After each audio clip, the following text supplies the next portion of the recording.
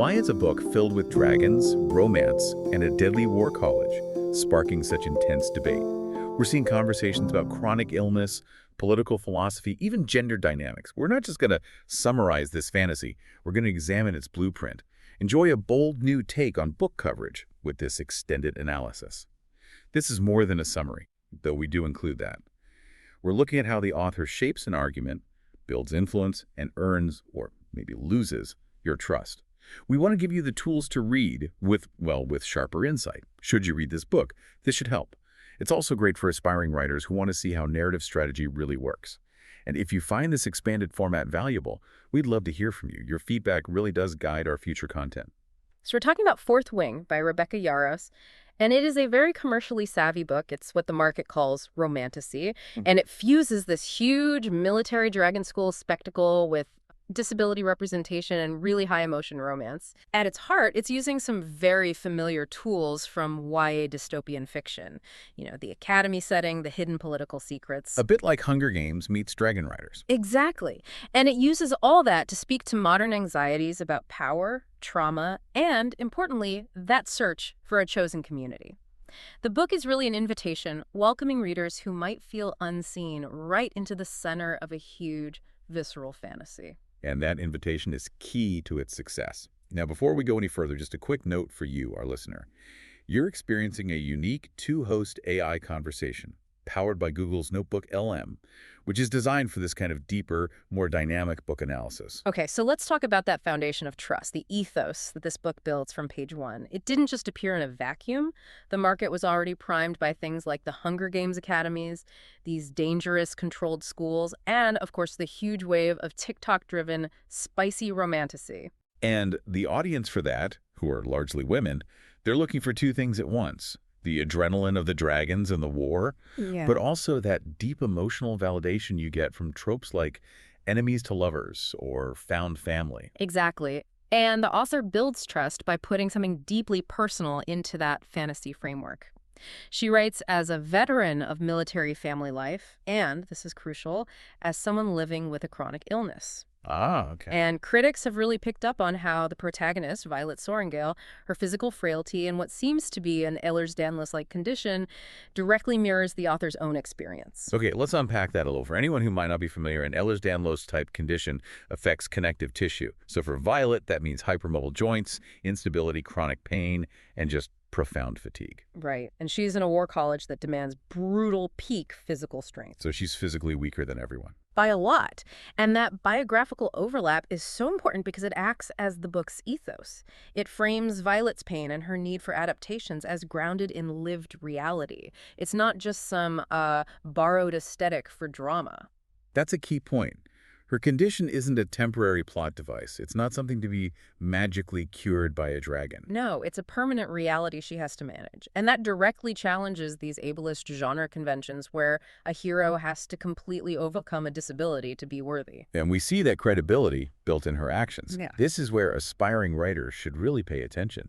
There are scenes where Violet has to engineer workarounds. She researches her opponent's weaknesses, she exploits allergies, she physically modifies her dragon saddle for more support. It's all about her strategic intelligence over brute force. Right. So she succeeds not despite her disability, but through the accommodations and the ingenuity it requires of her. It makes a powerful statement that competence isn't just one thing. But I have to push back on that a little. Does that risk creating a super crip narrative?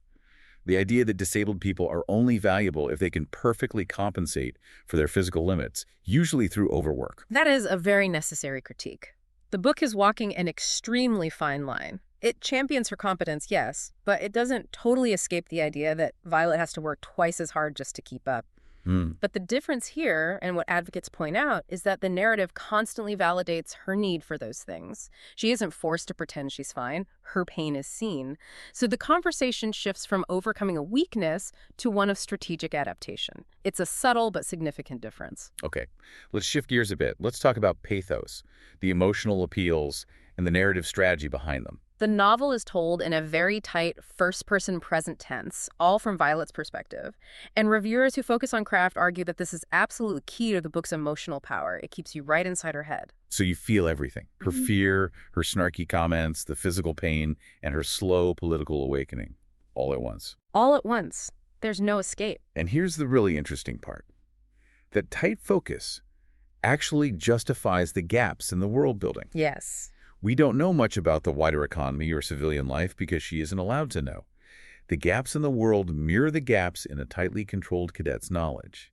The author turns a potential weakness into a feature of her trauma. It's a perfect example of using form to reflect the theme.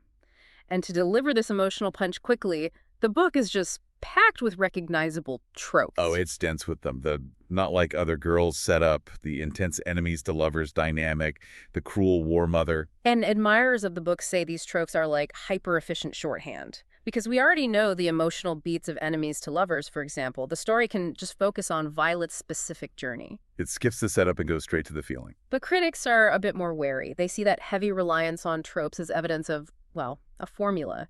They argue it can stop the story from really interrogating deeper themes like gendered power dynamics. If you're just focused on hitting the expected emotional payoff, how critical can you really be of the system that creates those situations in the first place? Exactly. The narrative also leans on these extremely intense emotional moments. The traumatic training accidents, the brutal trials. This is the heavy lifting of pathos. And this is where opinions really split.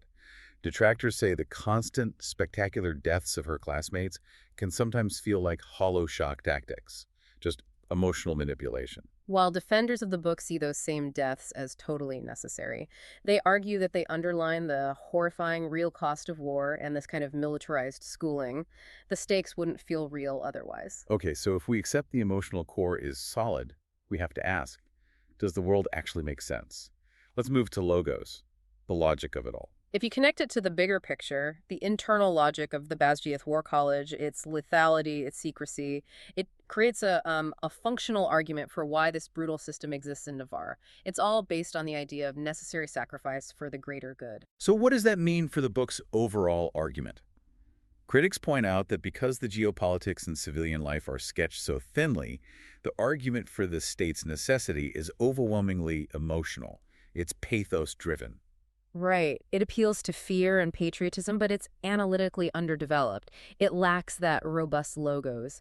We're told the danger is real, but we rarely see the complex external world that would logically require such an extreme society. And that lack of rigorous logic can lead to some flaws. It does. The book sometimes uses these spectacular deaths to imply a moral or political conclusion, but it doesn't really argue for it. And the Academy's lethality can sometimes rely on what critics call contrived peril, just arbitrary slip-and-die moments in training. Which undercuts the supposed realism about war. Exactly. It starts to feel more like a convenient plot device. But don't miss the subtle way the author addresses this logical gap through the paratexts. Oh, yes. For our listeners, paratexts are the things around the main story.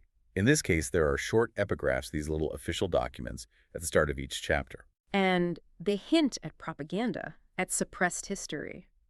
It's a quiet way of undermining the official narrative the cadets are living in. The text is literally telling you, don't trust everything you're being told. It's a very clever move. Now, we're about to get into the book's central themes, but just a reminder.